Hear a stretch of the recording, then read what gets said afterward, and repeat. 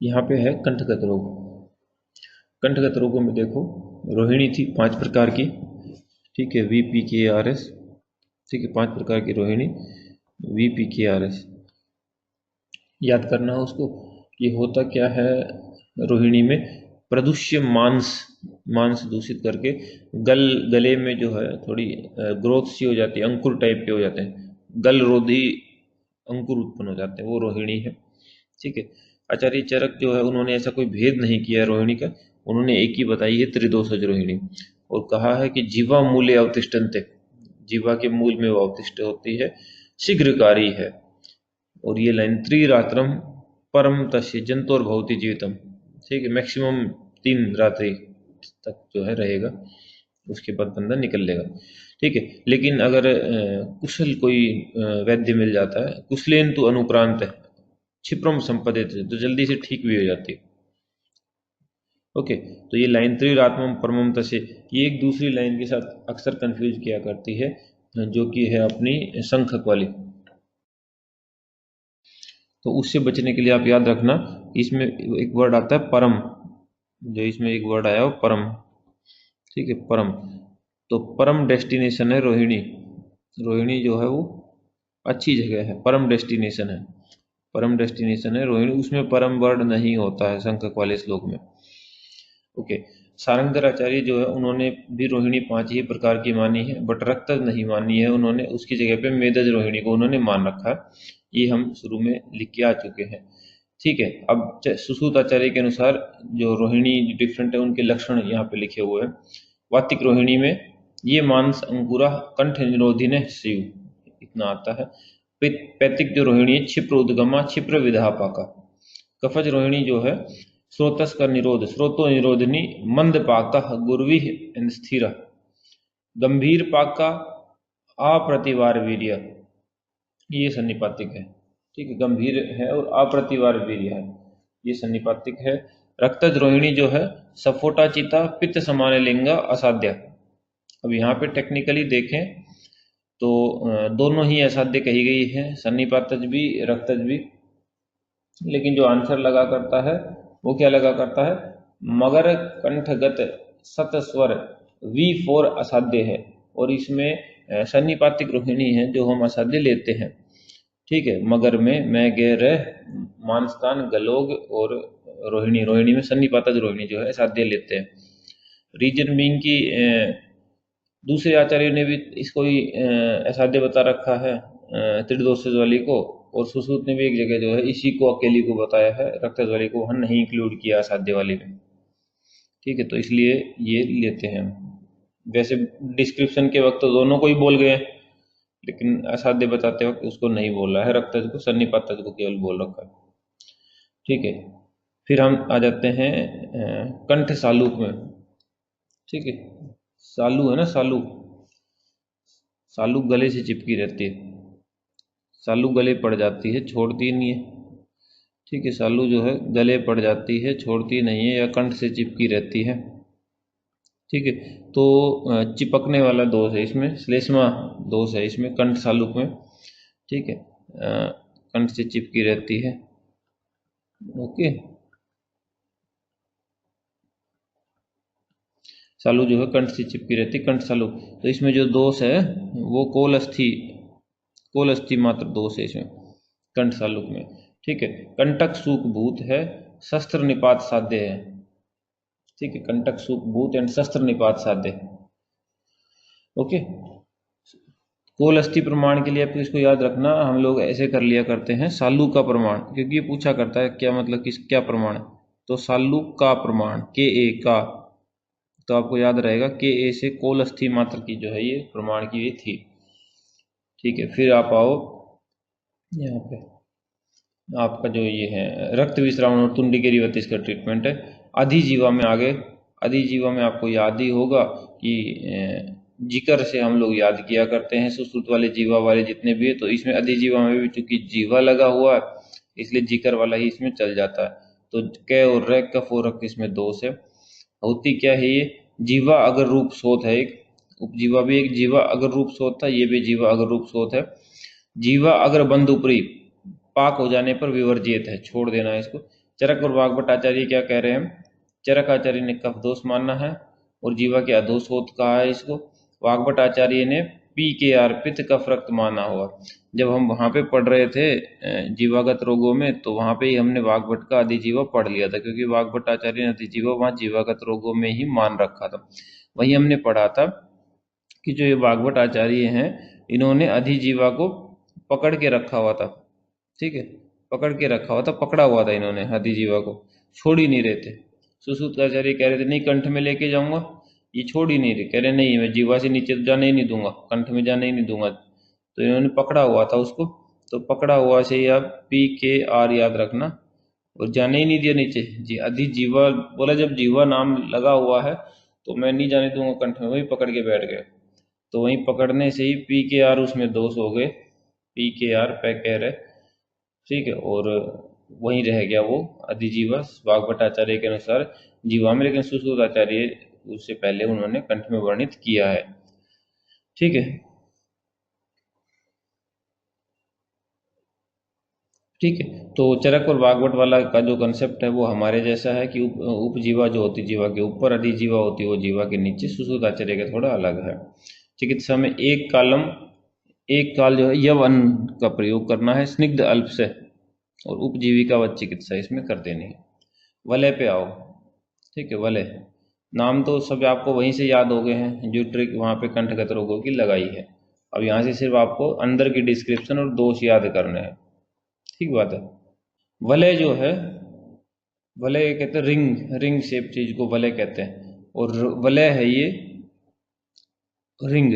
और रिंग अगर कंठगत हो गई, सपोज करो रिंग जो है कंठगत हो गई, मतलब वलय वो भी कंठगत रोगों में।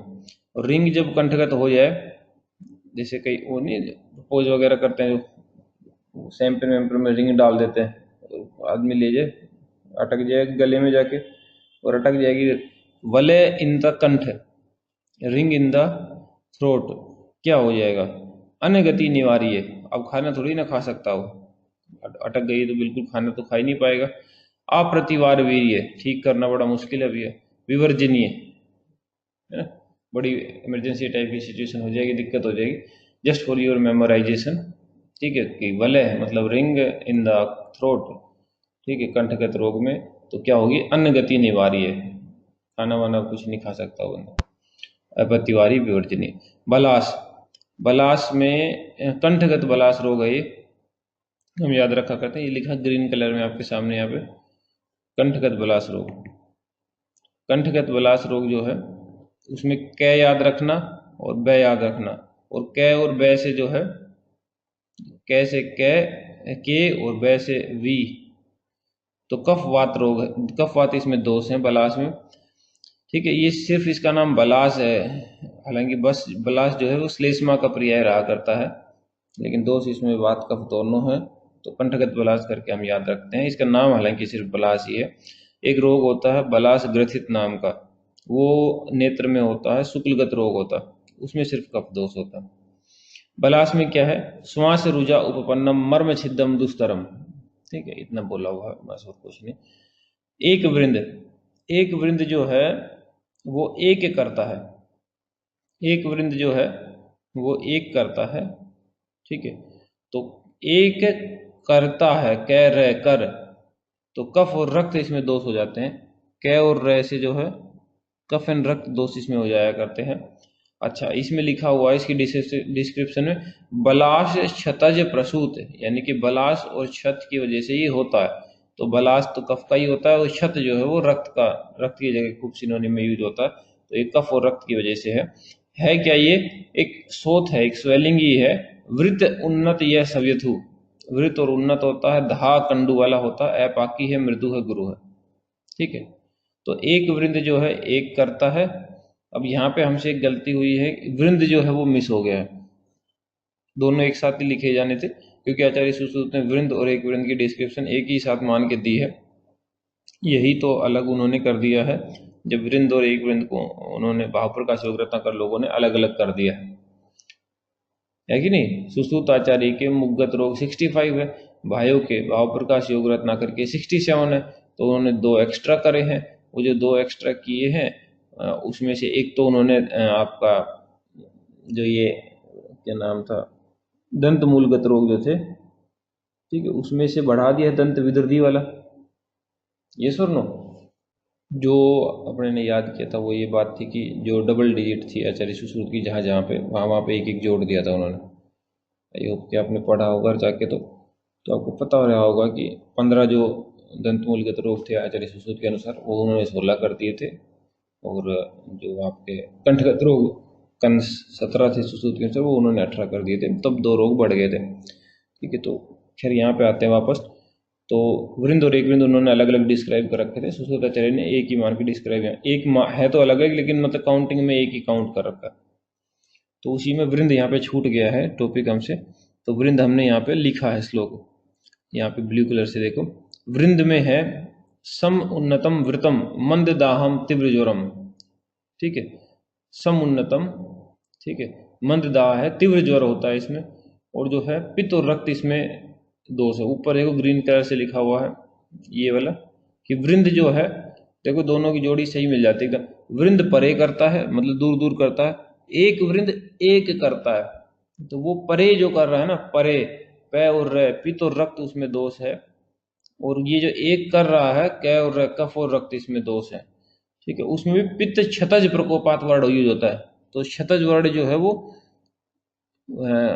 इसके लिए आता है, रक्त के लिए। ठीक है, पित्त क्षतज प्रकोपात। कभी आप क्षतज वर्ड देख के और फिर समझ ही ना पाओ वहां पे। ठीक है, जैसे कई जगह क्षतज आभ आता है, क्षतज आभा वाला, तो मतलब रक्त जो कलर का रक्त आभा वाला हो जाता है। अच्छा, इस ये जो वृंद है, अगर इसमें तोद होता हो, यदि वो सतोद हो, तो उसमें फिर दोष जो है वो पित्त और रक्त नहीं होंगे, फिर वात और रक्त होंगे। तो वात रक्त दोष मान्य है, जाने जो भी है, वात रक्त हो जाएगा फिर। ठीक है, तोद लक्षण होने पे। सतघनी, सतघनी जो है, सतघनी है सन्नी। ठीक है, सतघनी है सन्नी, और वर्ती घना कंठरोधनी। ठीक है, कंठ रोध कर दिया करती है, घनी वर्ती बना के कंठ का रोध कर दिया करता है। तो सतघनी सो को क्यों कैसे मारती है, एक घनी वर्ती से कंठ का रोध करके मारती है। सतघनी ऐसे याद रखना आप, सतघनी सन्नी, ये वाला सन्नी करना, सतघनी सन्नी। ठीक है, घनी घनवर्ती से कंठ का अवरोध करके मार देते। ठीक है, सतघनी सन्नी घनवर्ती से कंठ का अवरोध करके मार देती है। ठीक है, फिर आओ आप गिलायु पे। गिला तो करते नहीं, गिला सिकवा नहीं करते हैं, तो गिला करते हैं, कै और रह, कफ और रक्त दोष होगा। ठीक है, ओके। और गिला भी किससे करते हैं, मतलब आप से गिला है, ये सुनो। ठीक है, आप से गिला है, तो आम्लक अस्थि प्रमाण।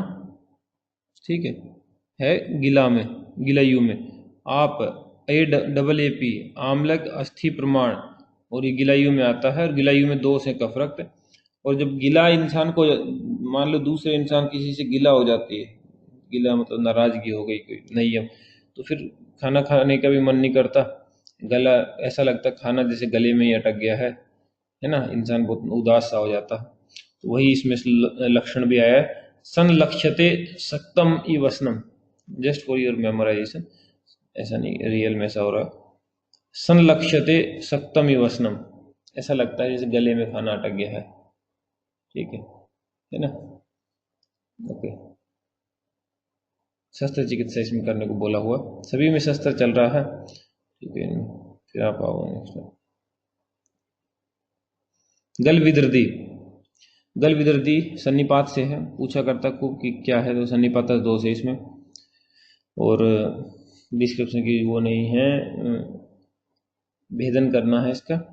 गलोग, याद है जो हमने जब वहाँ डिस्क्रिप्शन में याद कर रहे थे कि कौन कौन से रोग हैं कंठगत रोगों में, तो वहाँ पे गलोग को हमने याद किया था, औंधे गले पड़ी रहते थे, औंधे गले, गला उल्टा करके औंधे गले पड़े रहते थे। तो गलोग ने जो है, गलोग इसे याद रखना, गल ओग, औंधा गला किया हुआ था, औंधा गला करा हुआ था।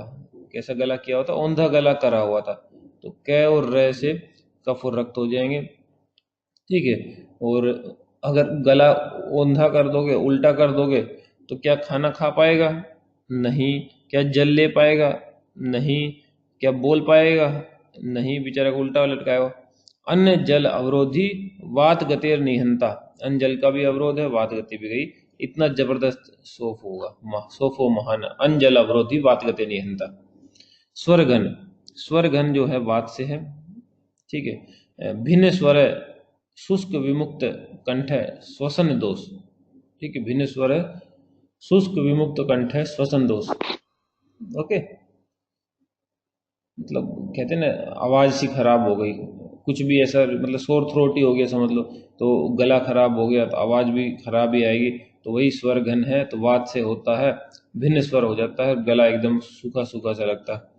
मानसतान सन्निपात से है, एक फैलने वाला स्रोत है। प्रतानवान स्रोत, गल उपरोधम कुरुते क्रमेण, ठीक है। विदारी, विदारी जो है, विदारी को पीना चाहिए और फिर अपना एक साइड करवट लेके सो जाना चाहिए, ठीक है।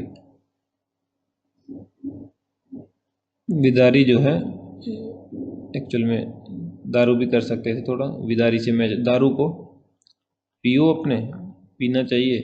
अब पीना इसलिए क्योंकि पित्त भी अपने को याद रखना ना, पूछा जाता है क्या दोष है, दोष बहुत पूछे जाते हैं, तो सारों के याद करें हमने, कोई दिक्कत आपको आएगी नहीं। दारू को पीना चाहिए, पित्त है ठीक है। और फिर पार्श्व में चुपचाप सो जाना चाहिए, एक साइड में जाके पार्श्व में सो जाना चाहिए, ठीक है। तो पित्त दोष हुआ। और पार्श्व विशेषातु से ये निषेध, जिस पार्श्व में सोता उसी पार्श्व में ये होता है। वाग्भट आचार्य जो है उन्होंने अपने एक्स्ट्रा कंठगत रोग कुछ माने ही थे, आपको याद ही है, ठीक है। तो उनको देख लेते हैं, ठीक है। गल अर्बुद, गलगंड, गल अर्बुद में क्या था, ठीक है, गले में कुछ अर्बुद हुआ तभी गल अर्बुद है। तो जिह्वा अवसाने, हिंदी में हमने हिंदी लिखी हुई है इसकी यहाँ पे, यहाँ पे नीचे जिह्वा के अंत में, कंठात, ठीक है, आदौ अपाकम, इसकी संधि तोड़ोगे तो ये कंठा दाव पाकम लिखा है ना, तो कंठ आदौ अपाकम ऐसे है।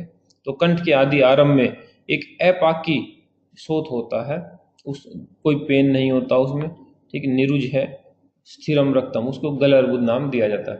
तो गल अर्बुद क्या है, एक स्वेलिंग है जो कि जीवा के अंत में और गले के आदि में हो रही है, ठीक है। और रक्त कलर की स्थिर बिना पेन वाली स्वेलिंग है वो, तो गल अर्बुद है। गलगंड के जो है तीन भेद, वातज, कफज एंड मेदज। उनमें मेदज वाले का लक्षण बड़ा पॉपुलर है, इसलिए हमने यहाँ लिखा हुआ है कि मेद में क्या है, कफज गलगंड जैसे लक्षण है, प्लस में सो अनुविधीयते देहम वृद्धश्च, ठीक है, शरीर की जो वृद्धि है उसका फॉलो करता है वो, यानी शरीर घटेगा तो वो भी घटेगा, बढ़ेगा तो वो भी बढ़ जाएगा। तो कफज गलगंड के लक्षण है इसमें, मेदज में, प्लस शरीर के घटने बढ़ने का अनुकरण करता है, गले में शब्द करता है, आवाज को क्रिस करता है, ठीक है। ओके, ठीक है। फिर आप देखो यहाँ पे आ जाओ, तुंडी केरी जो है, सुश्रुत के अनुसार तुंडी केरी जो है वो आपका तालुगत रोगों में है, ठीक है। लेकिन वाग्भट के अनुसार जो तुंडी केरी है वो कंठगत रोगों में। याद रखने के लिए आपको याद ही है, आपके सामने लिखा ही है तुंडी केरी।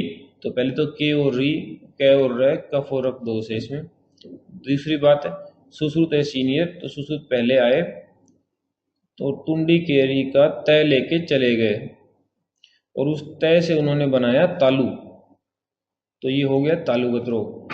जो तुंडी केरी का तय चला ही गया था, फिर आए वाग्भट, उनके पास ये अणय खाली जो आधा है ये मिला उनको, तो ये लेके वो चले गए, और ये जो अणय आधा खाली है वो उन्होंने डाला कंठगत में, एक ही जगह जाके फिट होगा ये कंठगत में बीच में, तो वो कंठगत रोगों में उन्होंने तुंडी केरी को रख दिया, कंठगत रोगों में तुंडी केरी को रख दिया।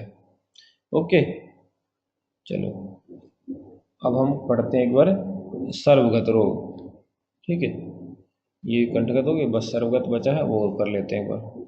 देखो सर्वगत पे आओ। सर्वगत अगर आपको याद हो तो आचार्य सुश्रुत ने तो 3 मान रखे थे, ठीक है। संतरे में लास्ट के त्रय जो थे, 3 जो है सर्वगत ही थे, हालांकि वाग्भट लोगों के 8 थे। तो देखते हैं अब, सर्वसर मुख रोग जो है सभी जगह फैले हुए, पूरे मुख में गए हुए, सर्वगत सर्वसर 3 प्रकार के हैं, 3 भेद हैं, वात पित्त एंड कफ। लेकिन जो कारण हैं वो 4 बताए गए हैं, वात पित्त कफ एंड रक्त। कारण 4 हैं, लेकिन ये प्रकार, ये भेद जो है 3 ही है। वाग्भट एंड सारंगधर जो है, ठीक है, इन्होंने 8 प्रकार जो है माने हैं सर्वगत रोगों के, 8 प्रकार। ओके, 3 तो अपने वही हो जाएंगे, 5 अपने को ऐड करने पड़ेंगे। ठीक है, तो इन्होंने जो 5 ऐड किए हैं वो क्या है, रक्त और सन्निपात, RS प्लस में UPA, ऊर्ध्वगुद, पुतिमुख और अर्बुद, और अर्बुद, पुतिमुख, ऊर्ध्वगुद, ये 3 और ऐड कर दिया। तो इतना आपको थोड़ा याद रखना पड़ेगा। ठीक है, फिर देखो, सारंगधर ने सर्वसर मुख रोग को मुखांत संभव रोग कहा है। सर्वसर जो मुख रोग है ना, उनको कहा है मुखांत संभव रोग। ओके, और ऊर्ध्वगुद नामक रोग का सर्वप्रथम वर्णन जो है मुख के अंदर हो रहे हैं ना, इसलिए मुखांत संभव रोग नाम दिया। ऊर्ध्वगुद नामक जो रोग है उसका सर्वप्रथम वर्णन अष्टांग संग्रह, अष्टांग हृदय एंड सारंगधर ने किया हुआ। कि मतलब अष्टांग संग्रह ने किया, देन हृदय ने किया, देन सारंगधर ने किया। तो मान लो पूछ लिया किसने सर्वप्रथम किया, और वहाँ संग्रह है ही नहीं ऑप्शन में, हृदय है, सारंगधर है, और 2 ऑप्शन है, तो हृदय चूज हो जाएगा। हृदय भी नहीं है, सारंगधर है, भाव प्रकाश है, योग रत्नाकर है, माधा, ऐसे कुछ भी दिए हैं 4 ऑप्शन, तो सारंगधर भी चूज हो जाएगा। अच्छा, दिव्य अवदान एक बुक है, उसमें ऐसा वर्णन मिलता है कि सम्राट अशोक जो है उनको भी जो है ऊर्ध्वगुद नामक रोग जो है हुआ था। ठीक है, मधुकोश जो टीका है उसकी एक श्लोक यहाँ लिखी हुई है कि सप्त स्थान व्यापकतया, ठीक है, सर्वसरत्वम ज्ञेयत्वम, कि सर्वसर ऐसा नाम क्यों है, तो कहते हैं कि हमने 7 लोकेशंस मानी है मुख रोगों की, और ये जो सर्वसर हैं ये सातों की सातों में सब जगह सर्व स्थान में व्यापक रहते हैं, इसलिए नाम दिया है सर्वसर। ठीक है, सभी जगह विचरण करने वाले। सारंगधर टीकाकार है आडमल, उनकी एक टीका है दीपिका टीका 14th AD की, सारंगधर जबकि 13th AD का है। ठीक है, वो कहते हैं सर्वे मुखे अस्मिन सरती इति सर्वसर है, कि पूरे मुख में जो है शरण करते हैं, टहलते हैं, विचरण करते हैं, इसलिए नाम जो है सर्वसर है। ठीक है, अच्छा भैया, अब आ जाती है कि कौन कौन से मुख रोग जो है असाध्य थे। असाध्य मुख रोगों की बात आ गई, तो हम तो साथ साथ पढ़ते आए ही हैं, है ना, शुरू से हम साथ साथ पढ़ते हुए आए हैं। तो लग जाओ अपना शुरू से। सप्त आयतन थे, तो पहले वाला था लिप्स, सबसे अंदर लिप्स, सॉरी सबसे बाहर लिप्स थे। ओष्ठ, ओष्ठ में क्या था याद है, मिसिज के ओष्ठ असाध्य थे, लेकिन उस मिसिज में एम के साथ ए लगा हुआ था, मार्स वाला छोटा सा, तो वो मानसज, रक्तज और आपका सन्निपातज, मानसज, रक्तज एंड सन्निपातज, ये थे वो। ठीक है, गम्स में दंत मूल में जब हम गए थे तो दंत मूलगत 100 नाड़ी असाध्य थी, याद है, दंत मूलगत 100 नाड़ी असाध्य थी।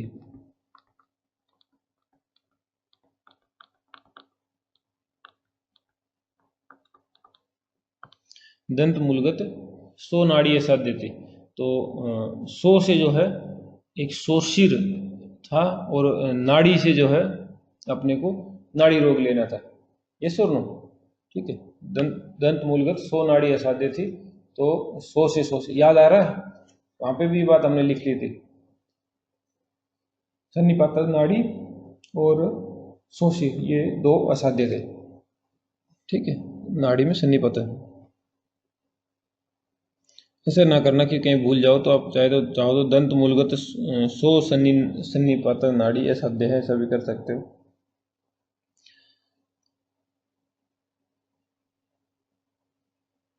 ये ऐसे भी मुझे लग रहा है कहीं गड़बड़ ना कर दो, हटाओ इसलिए।